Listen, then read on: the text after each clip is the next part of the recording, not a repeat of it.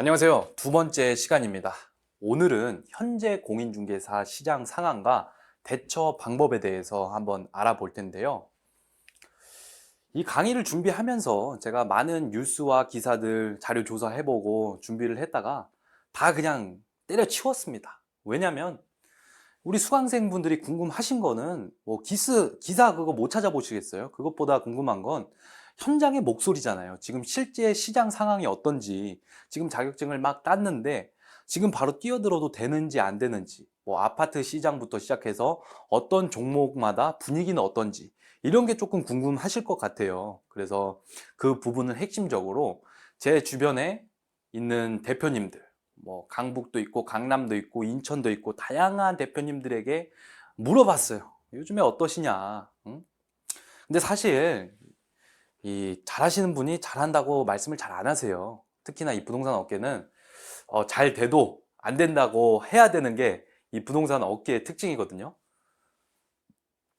하지만 그럼에도 불구하고 제가 나름대로 조사를 해서 현장의 목소리를 한번 압축시켜 봤고요. 참 이게 온라인 강의인데도 불구하고 수강생분들 제가 얼굴로 직접 한 분 한 분 뵌 적은 없지만 뭔가 마음이 간다는 거, 이게 참 제가 개인적으로 생각했을 때 신기합니다. 그러니까 지금 이 수강하시는 분들 궁금하신 거 있으시면 적극적으로 댓글 다세요. Q&A 하시고요. 궁금한 거 다 물어보셔야죠. 그러니까 뭐 A부터 Z까지 뭐 간단한 거 그냥 다 괜찮으니까 적극적으로 그 댓글 달아주시고 적극적으로 소통하셨으면 좋겠습니다. 그리고 제 사무실도 인터넷에 검색하면 많이 나와 있어요. 그러니까 직접 찾아오셔도 되고 물어보셔도 되고 환영입니다. 환영. 얼마든지 무엇이든지 궁금한 게 있으면 두드려라. 그러면 열릴 것이다. 이 말씀을 드리고 싶습니다. 자, 그럼 한번 봐보도록 하겠습니다.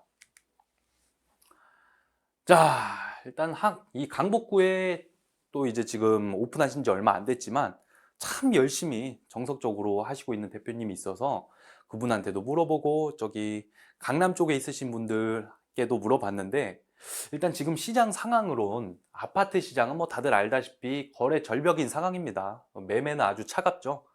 그 이유가 다들 아시잖아요. 이 가격이 오를 만큼 올라서 지금 내려갔어요. 더 이상 오를 것 같다는 기대 심리가 많이 사라졌기 때문에 사실 작년과 분위기가 이렇게 다를 수 있나 저도 체감합니다.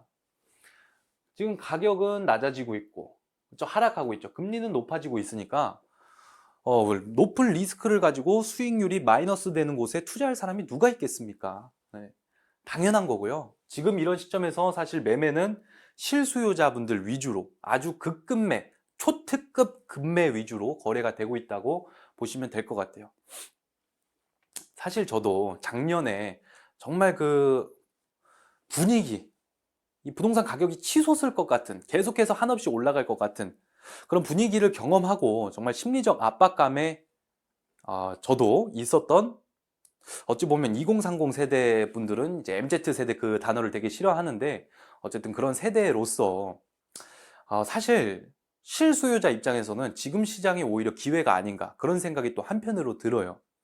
왜? 아니 지금 아파트 가격이 1, 2억대가 떨어지고 있어요. 그러면 남들보다 1, 2억 싸게, 2, 3억 싸게 사면은 얼마나 좋은 기회예요. 아니 2, 3억을 내가 모은다고 생각해봐. 누구는 평생 못 모을 수도 있는 돈이에요. 근데 그 정도 가격으로 싸게 산다는 거. 그러니까 타이밍을 잘 보시고 아마 이 지금 전문가분들, 제 선배분들, 존경하는 이제 스승님 보시는 입장에서는 지금 이 부동산 빙하기가 아마 한 3, 4년 정도 지속될 것 같다. 이렇게 예측을 하고 있어요. 사실 부동산 하락기를 한번 겪어본 분들은 이 분위기를 알고, 그리고 중개업을 한 10년, 10년 동안 하신 분들은 이게 이 꼭지가 있으면 또 무릎이 있다는 걸 알기 때문에 그 시장을 한번 겪어보고 지금 이 시장은 하락기고 이때는 뭘 해야 되는지 아시거든요. 근데 이거를 겪어보지 않은 사람은 지금 아주 죽을 맛입니다. 월세 내기도 어렵고. 어쨌든 자꾸 곁으로 빠졌는데 어쨌든 매매는 거래 절벽, 시장 종목 상관없이 고가의 이런 매매 같은 경우는 지금 거래가 안 되고 있는 시점이죠. 전세 같은 경우도 거래가 많이 줄었습니다.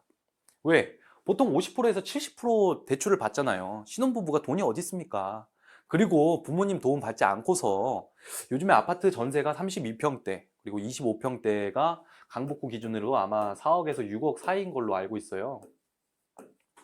그럼 보통 여기서 이제 50%에서 70% 정도 대출을 받는다는 거죠. 그러면 최소 2억에서 뭐 4억 대출을 받는 건데, 만약에 3억 대출을 받는다고 쳤을 때 지금 전세 대출 이자가 4.7%인데 이번에 한국 그 기준 그 한국은행 있잖아요. 거기서 기준금리를 10월 12일 날인가 또 올렸죠. 그래서 지금 3%대로 제가 알고 있거든요. 미국도 기준금리를 계속 올리면서 한국도 그거를 따라서 올릴 수밖에 없는 시점이기 때문에 사실 이 금리는 계속 오를 것으로 전망할 수밖에 없습니다.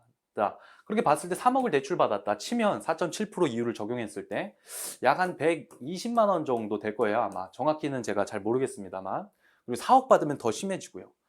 자, 120만 원 월세를 낼 바에는 반전세나 월세로 움직이는 게 더 싸다고 느껴서 이제 전세보다 반전세나 월세를 선호하는 그런 현상이 나타나고 있다는 거죠.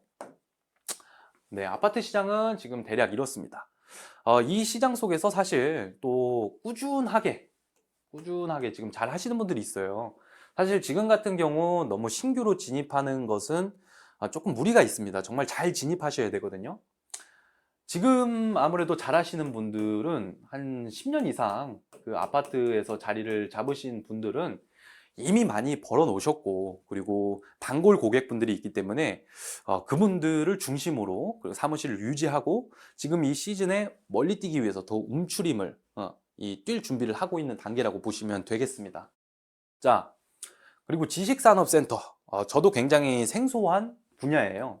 저도 이 부분은 중개를 안 해봤지만 과연 이게 어떤 모습일까 궁금하기도 하고, 제가 강의를 준비하기 위해 총체적으로 한번 거기 한번 현장에 가봐야겠다 해서 저와 같이 실무 교육을 들은 대표님네 한번 놀러 가봤어요. 갔더니 이따가 사진도 보여드릴 텐데, 지식산업센터는 아파트형 공장이라고 하죠. 그러니까 구조가 거의 비슷하게 있는데 그 컨셉이 뭐 프랜차이즈 대기업이라든지 그 기업체에서 한 칸, 두 칸, 컨셉에 맞게 세 칸, 다섯 칸 빌릴 수도 있고 해가지고 자기 나름대로 이렇게 칸을 터가지고 인테리어를 하고 사무실로 쓰고, 그리고 주차가 굉장히 편리하기 때문에 지하 주차장까지 있어서 아마 아주 지역에 따라서는 그 인기가 있는 업종입니다. 제가 갔던 곳은 약 2200세대의 그 지식산업센터 세대가 한 건물에 있었고, 한 층에는 이제 부동산이 11개가 입점해 있었어요. 그러니까 나눠 먹기로 거의 한 200세대씩 보면 되는데, 현실적으로는 거의 한 개의 에이스 부동산 1, 2위가 다 헤쳐먹죠. 거의 50% 이상 그 1등 부동산이 이제 계약을 하신다고 보시면 됩니다. 근데 갔을 때 일단 느껴지는 거는 여기 경쟁이 되게 심하겠다, 그런 느낌이 들었어요.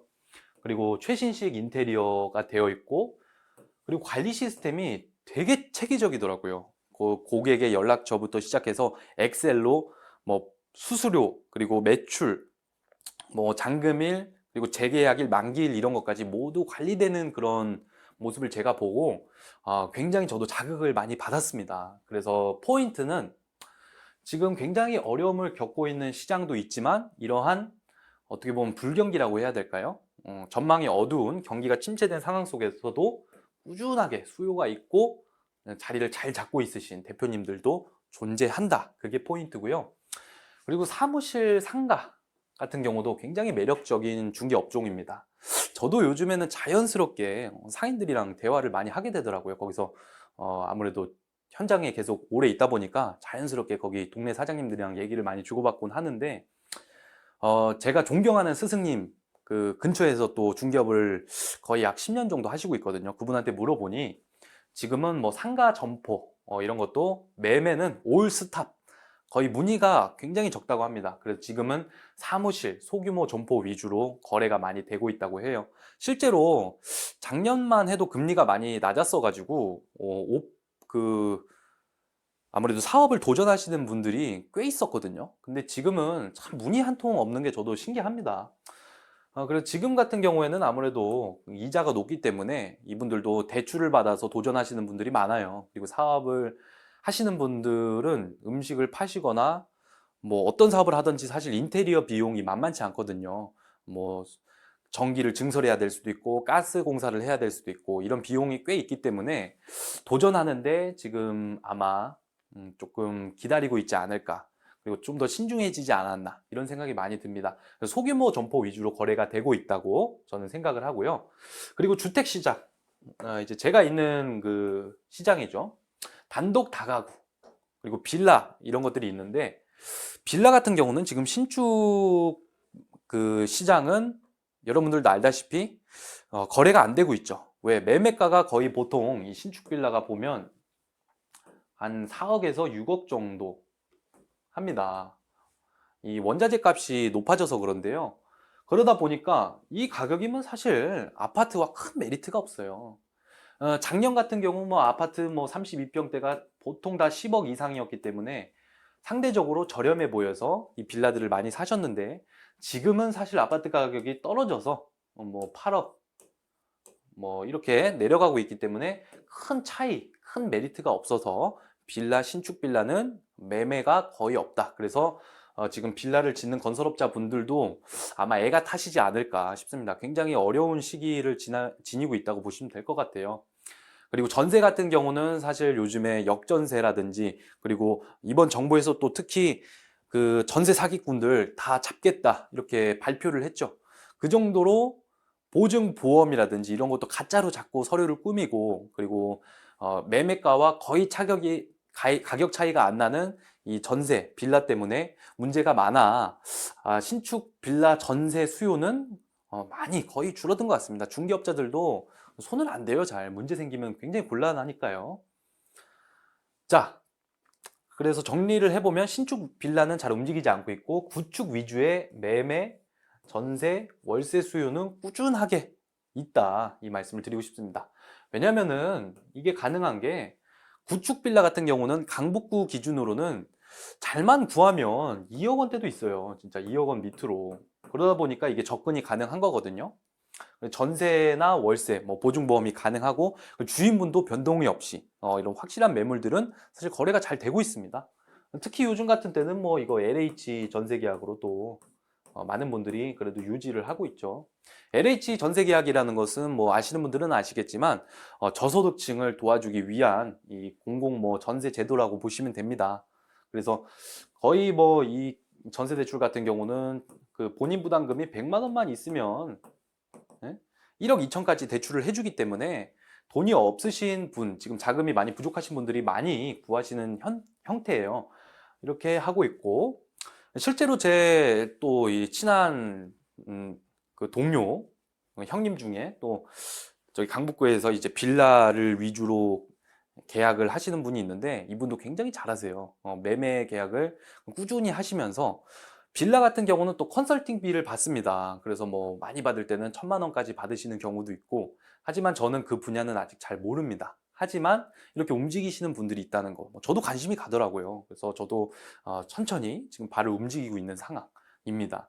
그리고 대학가와 오피스텔 같은 경우는 사실 지금 시장에서는 정말 강한 업종이죠. 사실 시장의 타격을 거의 안 받는 업종이고, 특히나 대학가랑 오피스텔 이런 데는 코로나가 저희 3년 동안 굉장히 심했잖아요. 작년 10월에 아마 풀린 걸로 기억을 하는데, 그래서 전국의 대학가들이 일시적으로 이제 대면 수업을 하면서 전국에 있는 원룸들이 사라졌어요. 모두 계약이 되고, 그러다 보니 지금은 이제 방이 오히려 없고 나오면은 거의 바로 계약이 되는 그런 실정입니다. 자, 이렇게 신기하죠? 그래도 이 강의를 들으면서 현장이 조금 느껴지지 않아요? 포인트는 이 시장의 타격을 많이 받는, 정부 정책의 영향을 많이 받는 아파트 시장은 조금 전망이 어둡고, 그리고 지식산업센터나 상가점포나 주택시장은 오히려 이 전월세 시장은 주택의 그 시장의 영향을 받는 그 영향이 적기 때문에 오히려 꾸준히 돌아가고 있다. 이런 말씀을 드리고 싶습니다. 자, 넘어가겠습니다. 자, 이거 사진을 보면은 제가 직접 찍어 왔는데 이게 지식산업센터예요. 보시면은 1층부터 여기 3층까지는 1층부터 3층까지는 보시면은 상가가 입점돼 있죠. 여기 보시면 이렇게 부동산들 있고, 뭐 편의점, 여기 보시면 미용실, 그리고 음식점들이 입점이 되어 있고, 위에는 이제 기업들, 뭐 대형 프랜차이즈 업체, 여러 회사체들이 입점을 하고 있는 실정입니다. 그리고 1층에는 아까 말했던 대로 11개에서 15개 정도의 부동산이 있고요. 정말 깜짝 놀랐어요. 저는 이게 진짜 신도시에 있는 그런 느낌이구나. 이거 확실히 좀 신업종이구나 이런 생각이 들었고, 가보면은 이 부동산 인테리어도 아까 말한 대로, 요런 것들, 이 부동산 로고가 직접 제작해서 딱 뭔가 브랜드화 시킨 모습이 보이죠. 그리고 여기 보면은 이런 인테리어들이 굉장히 최신식이다 이런 느낌을 받았고, 이거는 제가 신기해서 찍어 왔어요. 이 부동산 여신이라는 이 타이틀이 굉장히 눈이 가고 센스가 있지 않나요? 뭔가 대표님이 정말 여신일까? 이러면서 궁금해서 들어가지 않을까? 이런 생각을 했고, 그리고 이런 포인트들, 이런 것들이 되게 신기했어요, 저는. 그리고 여기 보시면 자세히 보면은 이렇게 광고판을 붙여가지고 또 광고를 하는 모습, 이런 것들이 굉장히 인상 깊었습니다. 자, 안으로 들어가 보면 이렇게 돼 있어요. 그래서 1, 2, 3층에서 모든 거를 해결할 수 있도록, 그러니까 일하다가 점심때 내려와서 이런 데서 뭐 밥 먹고 회식하고, 그리고 1층에서 뭐 편의점 같은 거, 이런 거 이용할 수 있도록 되어 있는 모습을 봤어요. 대형 프랜차이즈 업체들과 다양한 기업체들이 입점을 하고 있더라.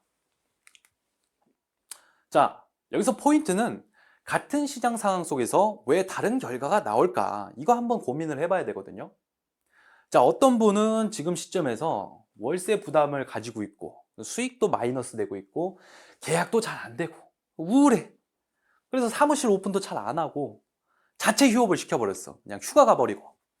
이런 분이 있는 반면에, 지금 월세에 대한 부담을 못 느끼고, 그리고 적고, 그리고 수익률이 꾸준하고, 그리고 상승하고, 유지도 하고 이런 분들, 그리고 계약도 잘 하시고, 하루에 몇 개씩 막 써버리고, 그리고 사무실 관리도 꾸준히 관리하시는 이런 형태를 보인다는 거죠. 상당히 상반된 모습이 더 보이더라. 우리는 한번 고민을 해봐야 됩니다. 과연 이 시장이 문제일까? 아니면 내가 문제일까? 후자겠죠? 후자입니다. 사실 경기 변동도 물론 영향을 받겠지만, 우리는 사업을 하는 사람들이에요. 그리고 결국에는 소공으로 가시는 분들도 나중에는 개업하실 수밖에 없는 그런 구조입니다. 이 중개의 꽃은 개업이고, 중개의 꽃은 현장이고, 중개의 꽃은 수수료 계약이고, 그런 것들이에요. 그렇기 때문에 개업을 하는 입장에서 한번 돌이켜 보면 우리는 사업을 하는 사람들이라는 거죠. 그리고 장사를 하는 사람이에요. 여러분들 잘 한번 생각해 보세요. 음식점에 들어갈 때 음식이 맛있는데 사장이 싸가지가 없어. 너무 이 손님한테 인사도 안 하고 눈도 안 마주치고 친절하지도 않아. 근데 맛은 좋아. 물론 갈 수도 있죠. 저 같은 경우는 안 갑니다. 예, 저는 거기 사장님이 어떤 사람이냐를 보고 가거든요. 그리고 음식점이 솔직히 요즘에 거의 다 맛있어요. 맛이 거의 다 있습니다. 맛없으면 장사 못하죠. 안 오잖아요. 요즘 손님들이 얼마나 똑똑한데요. 그 입소문이 무섭기 때문에. 그런데 공인중개사도 마찬가지라는 거예요. 이러한 시장 속에서도 중개사가 진짜 고객 입장에서 나는 정말 좋은 매물을 보여드릴 거고, 철저하게 시장 중심에서 딱 현장에 가서 매물 작업을 꾸준히 하고, 이런 상황 속에서도 가격도 조금 급매로 만들고, 그리고 부동산에 대한 법적 지식도 쌓여 있어서 분쟁이 없게끔 정말 안전중개 해드리고, 그리고 사후에 관리도 조금 해드리고, 안부 인사도 드리고, 정말 일생일대 내가 계약을 잘했다 이런 기분이 들게끔 해주면 고객은 그 부동산을 찾는다는 거죠. 근데 부동산에 들어가 보면 인사도 안 해. 그리고 손님 그 브리핑 하는데 그냥 핸드폰 보고 있고, 그리고 복장도 무슨 등산복 차림에, 그러고, 그리고 손님이 내가 뭘 원하는지 듣지도 않고 그냥 자꾸 막 가리키려고 하고 상처되는 말하고 관심도 없고 무시하고 그러면 가나요? 안 가죠. 왜? 옆에 부동산 또 있는데. 부동산이 얼마나 많은데 거기를 들어가. 저는 절대 안 가요. 저는 한 번 실망하면 절대 거기 안 가요. 그것처럼 손님도 마찬가지로 사실 이런 시장보다는 어떤 사람이 어떤 중개를 하고 있냐를 중요하게 봅니다. 사실 근데 손님한테 제일 좋은 거는 아무래도 싸고 좋은 매물이 최고죠. 사실 매물이 깡패입니다. 하지만 그것도 있지만 우리 중개사 자체도 어떻게 내가 운영을 하고 있는지 그 모습을 한번 되돌아볼 필요가 있다는 거죠. 이제 우리 수강생 분들이 이 시장에 진출을 하시게 되면 좀 그런 것들을 생각을 해보셔야 돼요. 소공분들은 거의 대부분 공인중개사 분들이 사장님들이 알려주기보다는 스스로 배우셔야 됩니다. 그래서 거기서 좀 인정을 받고 이제 비율제를 택할 거냐 아니면 월급제로 택할 거냐 이런 것들이 있어요. 아니면 아예 비율제로 가서 거기에서도 뭐 6대4, 2대8 뭐 이런 식으로 있는데 과연 내 비율이 왜 그렇게 책정되는지, 그리고 내가 이 사무실에서 무엇을 할 수 있는지 한번 스스로 고민을 한번 해보셔야 되고, 그리고 당연히 뭔가 배울 게 있는 사무실에 가긴 가야죠. 일단 열심히 하는 사장 밑에 있어야 그 서당계도 3년이면 풍어를 읊는다고 이 수강생분들도 성장할 수 있거든요. 자, 그런 것들을 생각해 보셔야 되고, 그리고 이제 개업을 하실 분들은 이 시장에 나가다 보면은 정말 이 부동산 시장은 현실이고 정글입니다. 정말 겉으로 안 보여서 그렇지 텃세도 있고요. 그 상황 속에서 내가 어떻게 하면 좋을까 이런 것들을 한번 고민을 해봐야 돼요. 제가 그 힌트를 드리고 도와드릴 테니까 같이 계속 가보도록 하겠습니다. 제가 존경하는 부동산 선배에게 물어봤어요. 사장님, 요즘 부동산 대표님들이 거래도 없고 많이 힘들다고 하던데 정말 그렇게 힘들고 경기가 안 좋은가요? 물어봤어요. 물어봤더니 이분이 하시는 말, 그런 걸 뭐하러 신경 써. 그냥 내가 잘하면 되지. 라고 말씀하시는 거예요. 그리고 실제로 고수분들은 공동으로 잘 안 하시죠. 뭐 토지나 빌딩은 거의 공동이 많은데 정말 잘하시는 분들은 양타로 자기 혼자 꾸려 나갑니다. 그래서 이 중개업이 자꾸 제가 외롭다고 하는 거예요.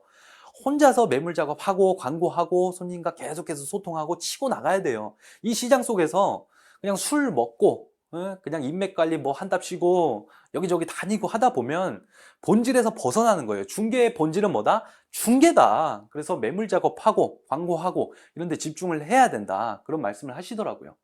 정말 그래서 사실 잘 되시는 분들은 잘 된다고 얘기도 안 하고 다가가기도 조금 어려워요. 왜?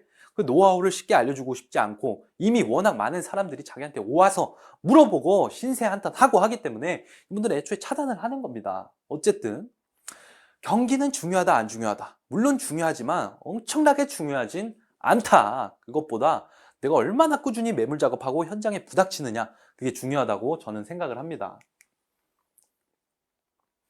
자, 현재 상황의 핵심을 정리를 하자면 매매 시장은 거래 절벽이다. 이 부분은 아셔야 되죠.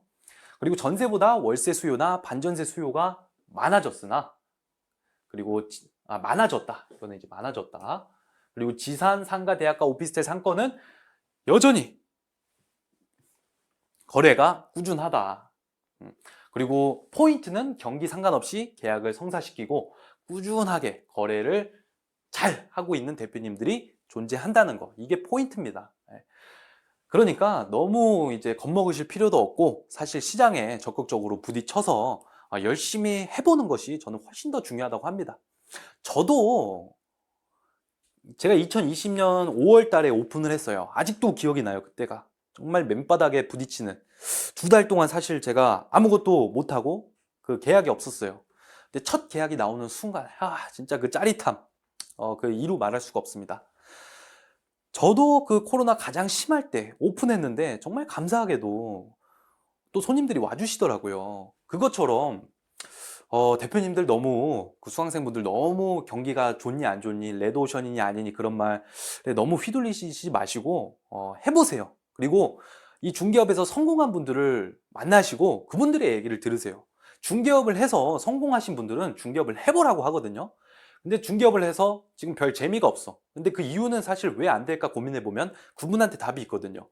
하루 종일 사무실에만 앉아있고 컴퓨터 게임하고 술이나 먹고 앉아있고 하는데 잘 되겠습니까? 에? 하루 종일 매물 작업하고 광고해도 손님이 올까 말까인데, 맞잖아요. 그래서 중개업에 있어서 잘 안 되신 분들은 자꾸 그런 얘기를 한다는 거예요. 뭐 중개업은 여자가 유리하니, 물론 여자분이 유리한 게 있습니다. 섬세하고 공감대가 높으니까요. 하지만 남자라고 유리하지 않을까요? 남자 든든하잖아요. 그리고 조금 더 뭔가 이성적으로 접근해서 이제 법률적인 문제도 조금 더 섬세하게 해결해주는 부분도 있고, 뭐 물론 이게 거의 뭐 저는 남녀 상관없이 중개업은 내가 얼마나 잘하느냐에 달렸다고 봅니다. 근데 이제 중개업에서 중요한 게 또 보면 그런 게 중요한 것 같아요. 정말 그 외모도 사실 진짜 중요한 부분을 차지합니다. 왜냐면 중개사가 너무 여드름 나고 막 이상한 냄새 나고 복장도 이상하면 사실 신뢰가 잘 안 가요. 왜냐면 내 전 재산을 가지고 집을 구하는 거잖아요. 장사할 곳을 구하기 때문에 이왕이면 그냥 저처럼 이렇게 넥타이는 안 매더라도 깔끔하게 와이셔츠에다가 정장에다가 무조건 구두를 신을 필요도 없습니다. 우리 많이 걸어 다녀야 하기 때문에 정말 구두 같은 운동화 하여튼 깔끔한 복장으로 좀 입으시면 고객분들이 더 나를 신뢰해 주지 않을까 그렇게 생각을 해봅니다. 자, 어쨌든 핵심은 이런 부분이라는 거 아셨으면 좋겠고요. 자, 그렇다면 현재 시장 상황 속에서 대처 방법 무엇이 있을까 한번 같이 살펴보도록 하겠습니다. 첫 번째, 일단 시장 흐름에서 잘 통하는 종목을 선정해서 내가 손해보지 않는 방향으로 진출하자, 이 말씀을 드리고 싶어요. 지금 아무래도 추천드리기 어려운 시장은 아파트만 있는 시장은 좀 어렵지 않나 싶습니다. 보시면 여기는 여기가 이제 강남 쪽인데 잠실 쪽이죠. 이런 데는 워낙 대단지여서 이런 데 사무실을 인수하신 분들은 너무 대단지이기 때문에 그래도 전월세로 유지가 되지만 그것만으로는 지금 어려운 상황이에요. 강남 쪽은 사무실 한 칸당 거의 뭐 기본적으로 1층은 300만 원 정도 되고 정말 그 A급 입지는 400에서 800, 뭐 1000만 원까지 나가는 데도 많습니다. 그러다 보면 사람이 압박감이 오거든요. 그래서 이런 시장에서는 너무 높은 권리금을 주고 좀 인수하시는 것도 고민을 한번 해봐야 돼요. 근데 또 다르게 시각을 바꿔보면 이런 A급 입지 있잖아요. 역 바로 앞에 있는 이런 A급 입지들.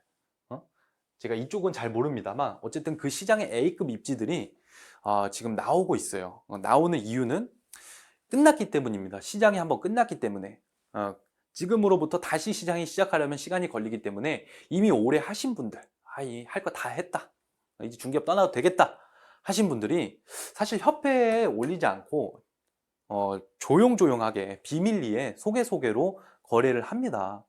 그래서 너무 협회 물건을 보시는 거는 사실 추천을 안 드려요. 주변에 실제로 사무실을 구하신 분들도 좋은 자리는 정말 소개로 진통에 은밀하게 거래를 하셨다고 하더라고요. 그리고 입주장이 끝나고 2년이 막 지난 자리는 이제 비춥니다. 왜? 뭐 2년 됐을 때 계약갱신 청구권에 대한 부분도 있고, 그리고 2년이 막 지나면 이때 2년이 되는 시점에서 그래도 전세든 월세든 계약을 했을 텐데 그러면 또 2년 동안 이제 공백기가 있을 거 아니에요. 그렇기 때문에 이런 부분도 좀 주의를 하시고, 그래서 추천하는 방법은 직거래로 수소문해서 거래를 하시든지 아니면은 부동산이 아닌 자리를 내가 인수하는 것도 하나의 방법입니다. 뭐 입지가 너무 다양하기 때문에 제가 한 분야마다 뭐라고 하긴 그렇지만 일단은 핵심은 지금은 아파트만 있는 시장보다는 전체적으로 다 할 수 있는 빌라도 조금 있고 단독 다가구도 조금 있고 뭐 오피스텔이나 아파트도 있고 그런 시장이 오히려 낫지 않나 조심스럽게 제가 좀 고민을 해보고요. 자, 추천하는 시장은 사실 상가 점포, 상가 사무실, 아무래도 지금은 이제 소규모고 지금 시장에서도 사실 좀 큰 규모여도 구하시는 분들은 저는 분명히 있다고 생각을 해요. 그리고 상가 중개가 사실 아무나 하기는 쉽지 않은 시장이거든요. 근데 막상 또 해보면 별거 없어요.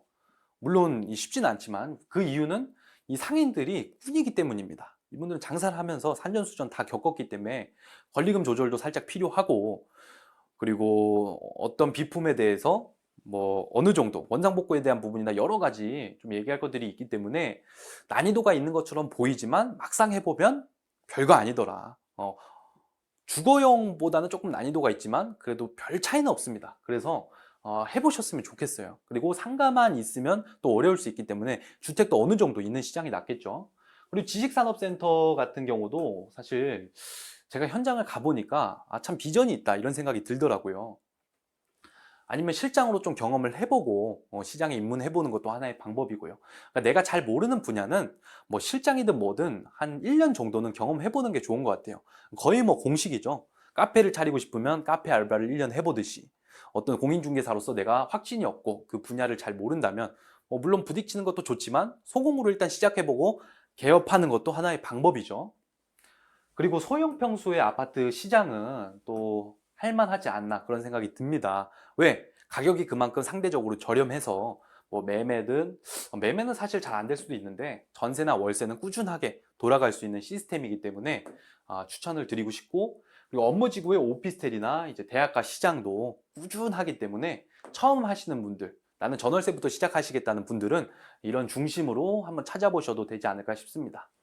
자, 이런 시장을 제가 얘기하면서 이 사진을 넣어본 이유는요, 바로 그런 말이 있죠. 예.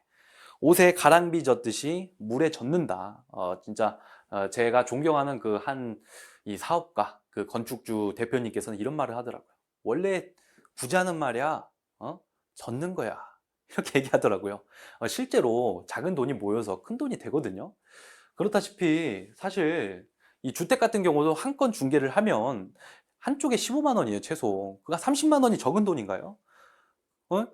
물론 30만 원짜리 그 한 건을 이제 100건을 해야지, 10건을 해야지 300만 원이고, 그럼 100건 하면 3천만 원이죠. 그런 식으로 사실 또 쌓이면은 이게 무섭습니다. 그래서 이런 시장도 있다는 거. 그래서 시장에 영향을 받지 않는, 경기에 영향을 받지 않는 시장도 있으니 이런 부분으로 알아보셔도 될 것 같다. 그렇게 제가 예상을 조심스럽게 해봅니다. 자, 시장에서 잘 통하는 종목, 그것도 모르겠다. 그럼 과연 어떻게 찾아야 될까? 제가 고민을 해봤어요. 제가 실제로 자주 쓰는 방법입니다. 저는 이게 제일 간단한 것 같아요. 1단계, 일단 궁금한 종목을 선정을 해요. 지식산업센터, 아니면 상가, 아파트, 여러 가지가 있겠죠. 고민을 해. 딱 어디 지역, 그냥 아무 데나 선정을 하셔도 돼요. 강남? 서울의 중심이니까 강남에 가보자. 그러면 이제 준비할 것은 빈손으로 가시지 마시고요. 비타 500 바카스 한 박스 준비해서 가세요. 응? 우리 사무실에도 막 빈손으로 그냥 와가지고 사실 뭘 할 건 없는데, 진짜 막 무례하게 이것저것 물어보시는 분들이 있어요. 막상 대뜸 와가지고, 사장님 여기 권리금 얼마에 들어오셨어요? 월세는 얼마예요? 이러면 막 거부감 들어. 말해주기 싫고. 제발 그러지 마시고 좀 이렇게 준비해서 가자. 이왕이면 2박스면 좋습니다. 저는 2박스씩 이렇게 필살기처럼 들고 오거든요. 뭔가 많아 보이잖아. 그러면서 이제 현장에 직접 찾아가서 물어보는 거예요. 자, 이때 제가 멘트까지 준비했어요. 제가 멘트까지 준비했는데, 전화를 하세요. 일단 찾아가기 무서우시면 딱 그 네이버에 치면 나오잖아요. 사장님, 이번에 33회 공인중개사 시험에 합격한 김땡땡, 뭐라고 할까요? 김공인이라고 합니다. 실례가 안 된다면 잠시 통화 가능하실까요? 이렇게 물어보시는 거예요. 그럼 그분이 네. 저 같으면 진짜, 네, 무슨 일이세요? 이렇게 물어보거든요. 그러면 이렇게 물어보는 거예요. 제가 다른 동네에서 일하거나 개업을 할까 생각 중이에요. 자, 여기 포인트는 다른 동네입니다. 제가 그 동네, 지금 사장님이 있는 동네에 개업하고 싶은데요. 이렇게 하면 바로 그냥 전화 끊죠. 경쟁자가 돼버리잖아요. 다른 동네에서 일하거나 개업을 할까 생각 중인데, 예? 이것도 거짓말 하시면 안 되겠죠. 그 동네에 차리실 거면 솔직하게 얘기하세요. 차라리 진짜 이 다른 동네에서 일하거나 개업을 할까 생각 중이면 얘기하시고요. 하고, 현재 시장 속에서 사장님이 전문적으로 중개하고 있으신 뭐뭐 종목이 궁금해서요. 아파트나 상가 종목이 궁금해서요. 제가 하나도 몰라서요. 실례가 안 된다면 사무실에 잠깐 제가 방문해서 이야기 나눌 수 있을까요? 정말 얘기 나눠주시면 너무 감사하겠습니다. 이렇게 고개 숙이고 가란 말이에요. 그러면은 이분이 2가지가 있겠죠. 죄송하지만 그건 좀 부담스럽네요. 하면 다른 부동산에 전화하시면 되고요. 근데 보통 예스를 하시지 않을까. 저 같은 경우는 오라고 합니다. 자, 그러면 이제 방문을 해서 솔직하게 물어보는 거예요. 단, 아까처럼 무례하게 대뜸 권리금 얼마에 인수하셨냐? 여기 월세는 얼마냐? 돈 얼마 버시냐? 이런 식으로 제발 좀 물어보지 마요, 제발. 사람한테 대뜸 와가지고 얼마 버냐고 물어보는 게 그거 진짜 무례한 거예요. 그러지 마시고, 포인트는 예의 있고 솔직하게, 정말 정중하게 얘기하시면 대답 안 해주실 분 솔직히 없습니다. 없어. 경계는 할 수 있지만 꼭 이렇게 한번 해보시면 좋을 것 같아요.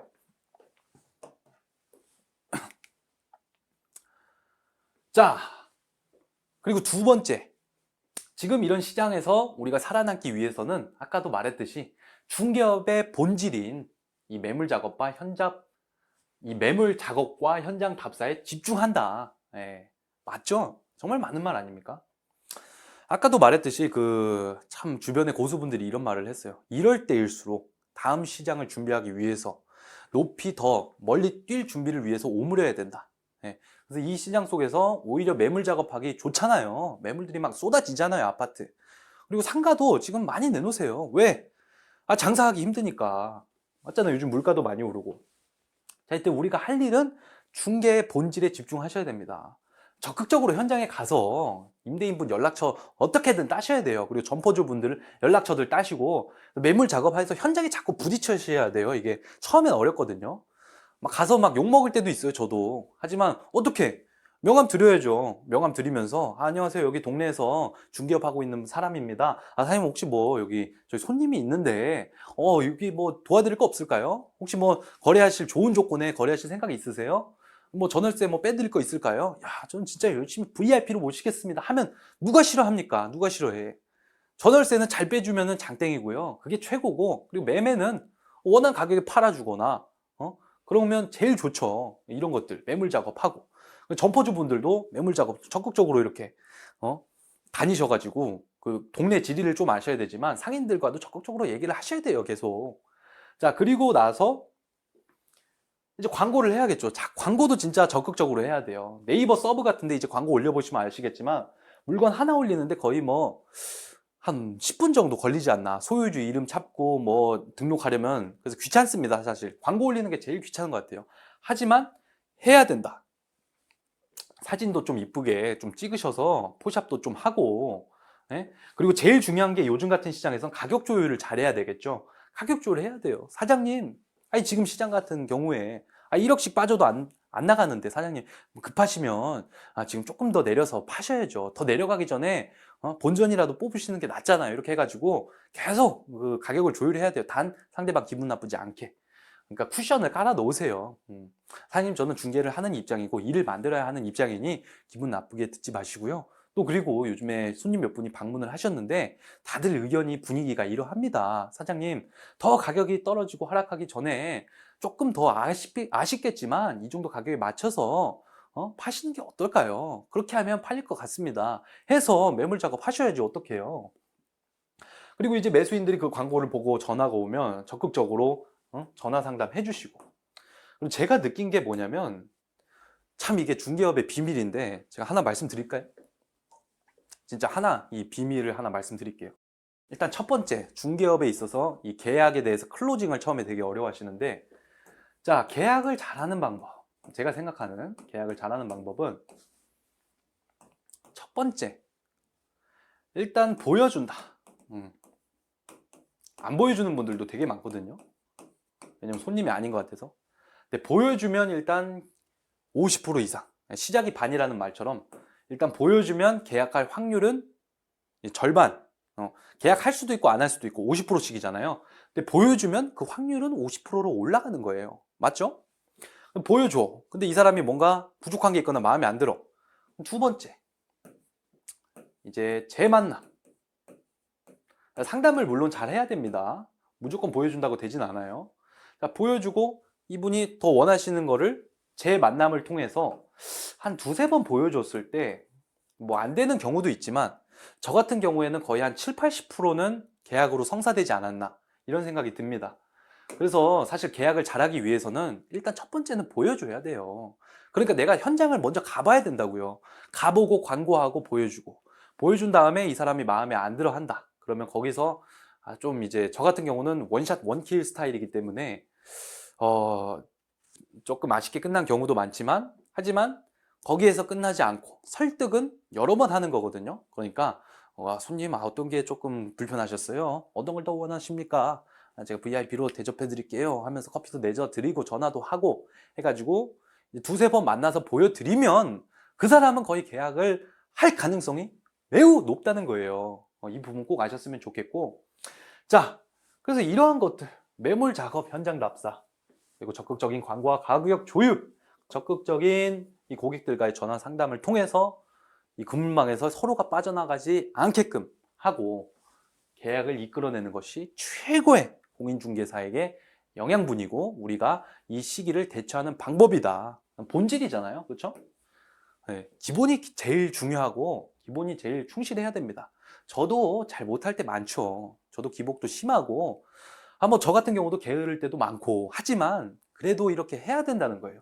해고, 이렇게 하루를 보내야지 생각하고 사무실에 출근하는 거랑, 그냥 아무 생각 없이, 아유, 오늘 어떻게 보낼까 생각하고 출근하는 거랑, 그 시간을 보내는 것 자체가 다릅니다. 그러니까 중개업은 자영업이고, 시간을 누가 이렇게 어떻게 보내라고 해주지 않기 때문에 내가 스스로 관리를 하셔야 되는데요. 포인트는 본질에 집중하자, 이겁니다. 자, 결론적으로 현재 시장 흐름에 맞게 시장 상황이 어떤지 알고 진출하는 게 중요하죠. 항상 지피지기면 백전백승이라고 했습니다. 그러니까 시장을 좀 철저하게 조사를 할 필요가 있어요. 현장에 가보면 사실 압니다. 현장에 가야 돼요. 그래서 전략적으로 보고 손해보지 않는 방향으로 진출을 하고, 그리고 나서 중개업의 본질인 중개, 매물 작업, 현장 답사, 광고에 집중을 하자, 이겁니다. 아유, 살짝 흥분했는데 참 제가 이거 제가 준비했지만 맞는 말인 것 같아요. 저도 많은 걸 느끼네요. 어쨌든 이것이 결론입니다. 자, 끝으로 이 공인중개사 시험에 합격하신 분들이 공통적으로 질문하는 것들이 있더라고요. 사실 제가 저랑 같이 실무교육 받은 대표님들한테도 많이 물어봤어요. 개업하신 분들도 있고 안 하신 분들도 있는데, 근데 사실 이분들이 뭘 궁금해야 될지 모르는 게 제일 커요. 사실 뭘 물어볼지 모르는데 그래도 한번 추합을 해봤어요. 첫 번째, 요즘 같은 불경기에 중개업에 뛰어들어도 될까요? 됩니다. 경기는 그렇게 중요하지 않다. 물론 영향을 받는 업종은 있지만 그것보다 더 중요한 것은 내가 어떻게 하느냐다. 저도 코로나 때 오픈했다. 네. 실패 여부는 알 수 없습니다. 뭐 실패하는 사람도 있을 수 있는 거예요. 그래도 중개업이 이럴 게 얼마나 있습니까? 잃어봤자 뭐 거기 사무실이랑 뭐 모니터랑 책상 다 내 거잖아요. 네. 뭐 재고가 있습니까? 뭐가 있습니까? 상대적으로 손해가 덜하기 때문에 이런 불경기에도 충분히 뛰어들어도 저는 된다고 생각합니다. 실제로 저는 임대인분들께 많이 물어봐요. 사장님, 어떻게 이렇게 부를 이루셨어요? 물어보면 참 그런 얘기를 많이 해요. 나는 IMF 때 잘 됐다. 그런 얘기 여러분들 들어보셨어요? IMF 때 다른 분들은 안 됐지만 나는 참 잘 됐다. 운칠기삼이라는 게 그런 말 같대요. 돈을 쫓지 말라는 게 참 부가적으로 얘기하면 그런 것 같아요. 이 임대인분들이 참 공통적으로 하시는 이야기가 돈을 쫓지 말라고 하는 게, 돈이 나에게 올 때가 있다고 합니다. 돈이 나에게 올 때는 진짜 뭐라 그래야 될까요? 긁어 파듯이 막 파야죠, 이렇게. 물이 들어오는데 놓줘야죠. 근데 내가 아무리 노력하고 발악을 해도 돈이 나한테 안 들어올 때가 있다는 거예요. 네. 지금 아파트 매매해서 돈 벌려고 생각해봐요. 되겠나? 안 된다는 거죠. 그렇기 때문에 음? 돈도 뭐 중요하지만 어쨌든 이 경기든 불경기를 떠나서 나에게 기회가 올 때가 있습니다. 그러니까 그 기회를 포착하기 위해서는 일단 시장을 집중해서 보고, 그래도 전략적으로 최선을 다해서 내가 입성했을 때 그 기회가 오겠죠. 제가 그랬듯. 그러니까 불경기인지 아닌지보다는 이러한 흐름 속에서 내가 어떻게 대처하고 어떤 종목을 선정해야 되는지에 집중하시면 좋을 것 같고요. 레드오션도 마찬가지죠. 많은 사람들이 지금 입성을 하고 있지만 오히려 지금 기회입니다. 지금 뭐 개업률보다 폐업률이 높고, 그리고 응시율도 지금 뭐 여전히 많지만 그래도 작년보다 많이 줄었다고 하죠. 오히려 기회 아니겠어요? 탈락할 사람들은 탈락하고, 그리고 열심히 하는 사람들은 살아남는 이런 기회 시장이 아닌가 싶습니다. 그리고 아까 말한 것처럼 A급, S급 자리는 언제 나온다? 지금 나온다. 지금 나온다는 겁니다. 취업은 어떻게 어떤 지역에서 시작하는 게 좋을까요? 저는 일단은 가까운 곳에서 일단 해보는 거를 추천드릴게요. 너무 멀리 가는 것도 좋은데 기본적으로 한번 맛을 봐봐야 되지 않나, 뭐든지. 그러니까 소공이든 개공이든 일단은 가까운 곳에서 좀 소규모로 한번 시작을 해보고 나서 어느 정도 사업이 진척됐을 때 조금 더 단계를 밟아서 뭐 신도시나 이런 데는 그 다음에 가는 게 낫지 않을까, 이런 생각을 조심스럽게 해봅니다. 그 사람이 이 초반에 잘 되는 게 정말 독이 돼요. 처음부터 계약을 잘하게 되면은 이상한 자신감이 오거든요. 왜? 첫 계약은 운으로 되는 경우가 굉장히 커요. 저 같은 경우도. 근데 이 잘못된 자신감이 뭐가 되느냐? 시장을 냉철하게 보지 못하게 하고, 그래서 사무실을 무리하게 뭐 두세 개 주변에 냈다가, 너무 무리하게 크게 냈다가, 음? 그 사업이 안 될 수도 있는 거거든요. 그래서 큰 손해를 보는 대표님들도 있고 정말 크게 힘들어 하시는 분들도 있어요. 그러니까 사업을 확장하거나 그 다음 단계로 나아갈 때는 항상 사업 계획서도 한번 써보고 시장을 좀 냉철하게 바라보고, 올해 사업이 잘 됐다고 해서 내년에 잘 될 거라는 보장이 없습니다. 지금 반값 부동산이나 이런 것도 많이 출몰 하고 있고, 그리고 AI가 공인중개사의 많은 부분을 대체하기 위해서 지금 많은 기업들이 막 그 프롭테크 개발하고 있는 거 아시죠? 그렇기 때문에 좀 보수적으로 단계별로 진척을 하시는 것을 저는 추천을 드립니다. 자, 그리고 중개사무소 인수 시 권리금을 얼마나 적정할까요? 물론 뭐 이거는 너무 주관적이라 제가 뭐라고 말씀드리기가 어려운데, 하나의 케이스를 말씀드릴게요. 제 이제 중개업에서 나름 이제 잘 나가시는 제 한 지인이 있습니다. 이분이 그 어떤 역 앞에, 여기 옛날에 카페 자리가 있었어요. 카페 자리. 이 카페 자리를 보고 이분이 지나가다가 혹시 여기 가게 내놓으셨어요? 이렇게 물어봤더니 이분이 내놓은 거예요. 내놓은 거예요. 근데 여기를, 역 앞인데 만약에 여기 부동산이었으면 얼마 달라고 했을까요? 뭐 5천에서 1억 이상 달라고 하지 않았을까? 근데 이때는 2,500에서 3천으로 내놓으셨다고 합니다. 그래서 이분이 대출을 받으셔서 사무실을 인수했고 몇 개월 만에 그 대출 받은 거 다 갚고 또 차도 뽑으셔서 지금까지도 꾸준히 성장하고 있는 그런 모습을 볼 수가 있거든요. 사실 꼭 공인중개사 사무소를 인수할 필요가 있나? 사실 사무실을 인수할 때 중요한 거는 입지거든요. 그 매물은 사실 내가 노력을 하면 금방 이 매물장은 만들 수가 있어요. 근데 그것보다 더 중요한 거는 뭐다? 입지다, 입지. 그러니까 입지가 정말 초특급 A급이면 고려해 봐야 되지만, 그것이 아니라면 지금 같은 시장에서는 한 3천 이하로 구하시는 게 좋지 않을까 싶습니다. 하지만 이거는 단순히 제 생각이고요. 각자의 그 상황이 다르기 때문에 정말 A급짜리라면은 그 가격대가 조금 있어도 인수하시는 것도 하나의 방법입니다. 그러니까 이거는 상황에 따라서 다르기 때문에 그냥 참고만 해주시면 좋을 것 같아요. 그리고 무작정 개업해도 될까요? 망하면 어떡하지? 글쎄요. 이것도 많은 고민을 해봐야 되는데, 사실 아름다운 실수, 저는 그 굉장히 중요하다고 봅니다. 아까도 말했죠. 아까가 아니라 그 제 아시는 분 중에 소공을 거의 해보시지 않으시고 개업했다가 지금 뭐 여러모로 많이 넘어지지만 주변에 많이 알아보고 그리고 얘기를 해주고 해서 또 잘 나가시는 분이 있거든요. 그러니까 저는 개인적으로 사실 무작정 개업하는 것도 좋다고 생각합니다. 힘들겠죠. 하지만 어렵고 뭐 고통스러운 길인 만큼 그만큼 성장하거든요. 쉬운 게 어디 있어요. 단 이제 제가 추천하는 바는 좀 이렇게 철저하게 현장에 부닥쳐서 내 부족함을 느끼고 그 다음에 실무 교육을 들으면서, 개업을 하는 건 좋은데 하고 그 실력을 메꾸기 위해서 실무 교육은 좀 들으셨으면 좋겠어요. 어떤 실무 교육을 들으시면 좋을지는 3강에 나오니까 참고하시면 되고요. 자, 그리고 실무 교육을 받고 현장에 뛰는 게 나을까요? 아니면 바로 소공이나 개공을 하는 게 나을까요? 저 같은 경우는 바로 현장에 뛰었거든요. 따자마자 바로 그냥 다음 달에 뛰었어요. 근데 여러분들은